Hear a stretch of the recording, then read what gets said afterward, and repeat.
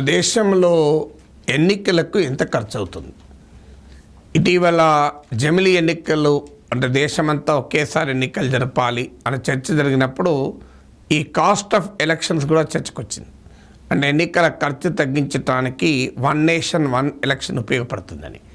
కానీ వాస్తవంగా దేశం మొత్తం మీద ఎన్నికలు జరపడానికి ఎంత ఖర్చు అవుతుందంటే 2015లో ఎలక్షన్ కమిషన్ ఆఫ్ ఇండియా ఒక అంచనా వేసింది. అంటే లోక్సభ ఎన్నికలు, వివిధ రాష్ట్రాల అసెంబ్లీ ఎన్నికలు అన్నీ కలిపితే 4,500 crores అవుతుంది అని అంచనా వేశారు.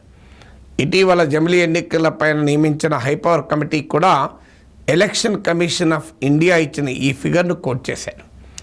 So over a period of time election ఖర్చు ఎంత అయింది? ఇదొక ఇంట్రెస్టింగ్ క్వశ్చన్ మనకు.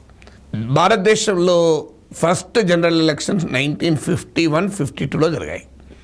అప్పుడు పార్లమెంట్ లోక్సభకు జరిపిన ఎన్నికలకు అయిన టోటల్ ఖర్చు 10 కోట్లు, to be precise 10.45 crores, just over 10 crores. అంటే సగటున ఒక్క ఓటర్కు per capital expenditure on voters, elections expenditure voters కేవలం 60 పైసలు. అంటే ఒక ఓటర్ పైన 60 పైసలు ఖర్చు అయింది.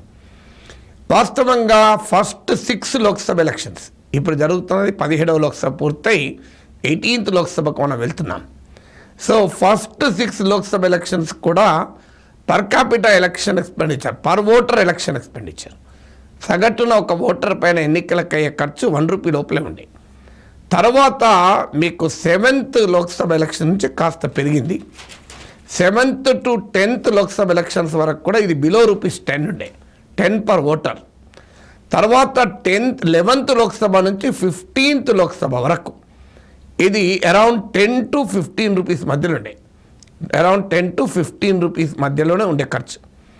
ఒక 16th లోక్సభ ఎలక్షన్ 2014కి వచ్చే వరకు భారీగా పెరిగింది. 2014లో జరిగిన 16వ లోక్సభ 16th లోక్సభ ఎలక్షన్స్కు 3,800 crores ఖర్చు అయింది.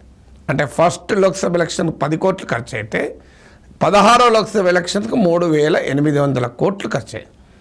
ఈ 3,800 crores అంటే కూడా పర్ ఓటర్ ఎంత అంటే కేవలం ₹46 మాత్రమే, టు బీ ప్రిసైజ్ 46.40, ₹46.40. జమిలీ ఎన్నికలప్పుడు ఎన్నికల ఖర్చు అని చాలా ఎక్కువగా మనకు చెప్తూ ఉంటారు.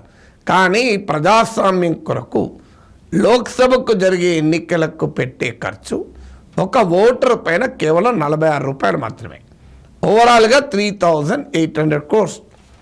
మీకు అసెంబ్లీ ఎన్నికలు కూడా కలుపుకుంటే 4,500 crores. ఎందుకంటే చాలా స్టేట్ అసెంబ్లీస్కు లోక్సభ ఎలక్షన్లతో పాటే ఎన్నికలు జరుగుతాయి, కొంత ప్రిపరేషన్ సేమ్ ఉంటుంది కనుక. సో ఇంత ఖర్చులో మరి దేనికి ఎందుకు పెరిగింది?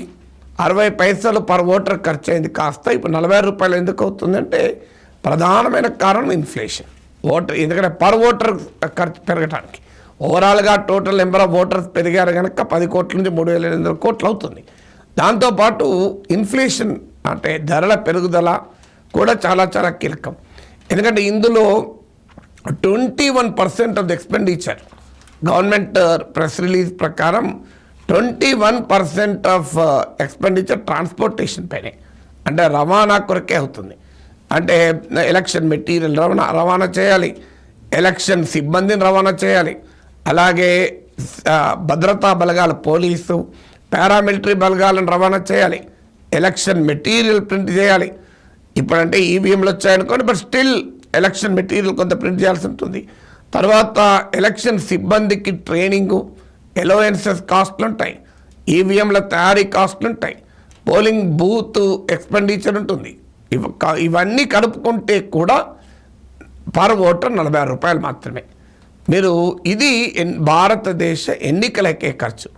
ఈ ఖర్చు కూడా లెక్కలు వేసి అమ్మో ఖర్చు ఎక్కువైతుంది, జమిలీ ఎన్నికలు జరుపుదామంటే రేపు ఖర్చు ఎక్కువైతుంది, 10 ఏళ్ళకోసారి ఎన్నికలు జరుపుదామనే ఆర్గ్యుమెంట్ కూడా వచ్చే ప్రమాదం లేదా?